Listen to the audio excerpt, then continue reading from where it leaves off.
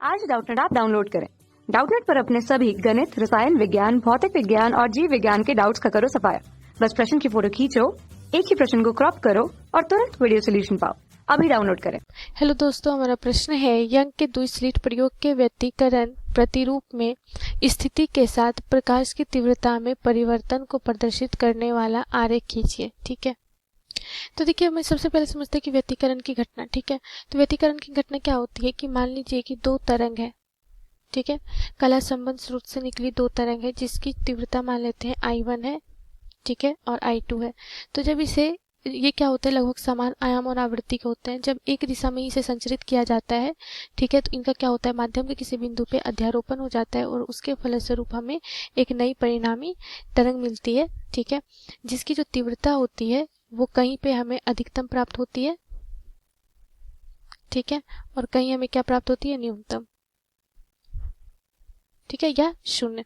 तो क्या होता है कि यहाँ पे अधिकतम और न्यूनतम तीव्रता जो होती है वह निर्भर करता है किस पे, कि जो ये दो तरंग जो अध्यारोपित हो रही है वह किस तरह से अध्यारोपित हो रही है। ठीक है, तो अगर ये दोनों समान कला में अध्यारोपित होंगे, मतलब श्रृंग के साथ श्रृंग का अध्यारोपण और गर्त के साथ गर्त का अध्यारोपण, तो क्या होगा, वह समान कला में अध्यारोपित होने से प्रकाश की जो तीव्रता होगी वो अधिकतम होगी, क्योंकि इस स्थिति में जो परिणामी तरंग का जो आयाम होगा वो अधिकतम होगा। ठीक है, तो यहाँ पे तीव्रता जो होता है वो सीधा समानुपाती होती है किसके, आयाम के वर्ग के। तो अगर आयाम अधिकतम है तो उसके लिए हमें तीव्रता भी अधिकतम प्राप्त होगी। और जहाँ पे क्या होगा, यहाँ पे क्या हो रही है, इसे हम क्या कहते हैं, जहाँ पे तीव्रता अधिकतम होती है वो होती है क्या, संपोषी व्यतिकरण। ठीक है, अब किसी बिंदु पे क्या होगा कि ये दोनों विपरीत कला में जब अध्यारोपित होंगे, मतलब श्रृंग के साथ गर्त का अध्यारोपण और गर्त के साथ श्रृंग का अध्यारोपण, तो उस स्थिति में जो परिणामी तरंग जो होगी उसकी आयाम क्या होगी, काफी कम होगी, जिसके कारण हमें न्यूनतम तीव्रता वहां पे प्राप्त होगी। और इस प्रकार के व्यतिकरण को हम लोग कहते हैं विनाशी व्यतिकरण। ठीक है, तो यही यही यही क्या होती है, घटना होती है किसमें, यंग के दूसरे प्रयोग में। तो देखिए यहाँ पर S1 और S2 क्या है, दो स्लिट हमने लिया है और यहाँ से ये दो तरंग जा रही है जिसका आपस में क्या हो रहा है, व्यतिकरण हो रहा है। दोनों स्लिटों के बीच की जो दूरी है वो हमने D मानी है। ठीक है, और स्लिट से जो पर्दे की दूरी है उसे हमने कैपिटल D से सूचित किया है। ठीक है, तो व्यतिकरण के फलस्वरूप यहाँ पे हमें एक केंद्रीय उचिष्ट प्राप्त होगा। ठीक है, जो क्या होगा, दीप्त फ्रिंज होगा। और यहाँ पे क्या है, जो एक और फ्रिंज जब व्यतिकरण से हमें प्राप्त हो रहा है वो P है। ठीक है, तो यहाँ पे व्यतिकरण में क्या होती है, जो फ्रिंजों की जो तीव्रता होती है वो क्या होती है, दीप्त और अदीप्त होती है। और सभी दीप्त फ्रिंज के लिए जो तीव्रता होगी वो क्या होती है, समान होती है। ठीक है, तो इसी प्रकार से क्या होगा, यहाँ पे भी एक हमें प्राप्त होगा क्रमागत रूप से।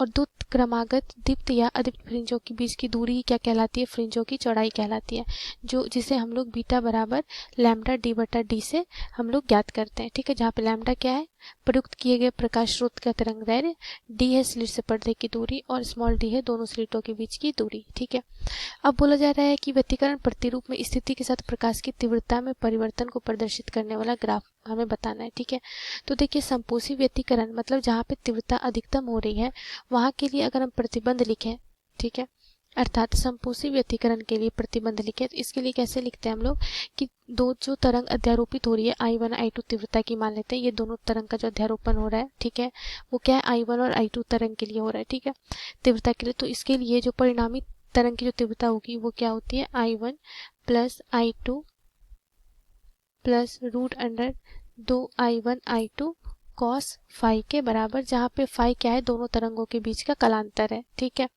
तो यहाँ से देखिए अगर हमें अधिकतम तीव्रता चाहिए तो उसके लिए कॉस फाई का भी मान क्या होना चाहिए, अधिकतम, और कॉस फाई का अधिकतम मान क्या होगा, 1।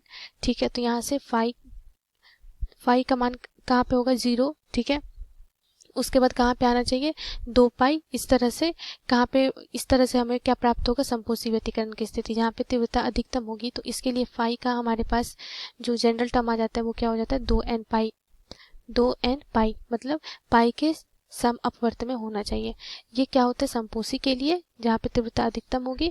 और विनाशी के लिए क्या प्रतिबंध आ जाता है, इसी स्थिति में तीव्रता न्यूनतम होने के लिए कॉस फाई का भी मान क्या होना होगा, न्यूनतम, मतलब -1। तो इसके लिए फाई का जो प्रतिबंध आ जाता है वो क्या आ जाता है, 2n-1 इंटू पाई के बराबर। ठीक है, तो इस आधार पे हमें तीव्रता का क्या मिलता है, दीप्त और अदीप्त फ्रिंजों की तीव्रता के रूप में प्रतिरूप में अंतर ज्ञात होता है। ठीक है, यहाँ पर n का मान क्या लेना है हमें, 0 1 2 इस तरह से, और यहाँ पे n का मान 1 2 3 इस तरह से लेना है। ठीक है, तो देखिए कहाँ कहाँ तीव्रता हमें प्राप्त अधिक होगी, जहाँ पे फाई का मान का क्या हो 0 हो, ठीक है, 2 पाई 4 पाई इस तरह से, और यहाँ पे फाई का मान क्या होना चाहिए पाई, ठीक है, 3 पाई 5 पाई इस तरह से।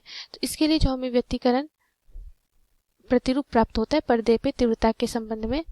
तो देखिए अगर तीव्रता प्रतिरूप को हम देखें तो इसके लिए जो हमारा परिणामी तीव्रता होता है वो क्या होता है, I बराबर 4I0 cos square del by 2। Del मतलब यहाँ पे डेल क्या है, ये पथांतर, इसे हम फाई से भी सूचित करते हैं, ठीक है, 5/2।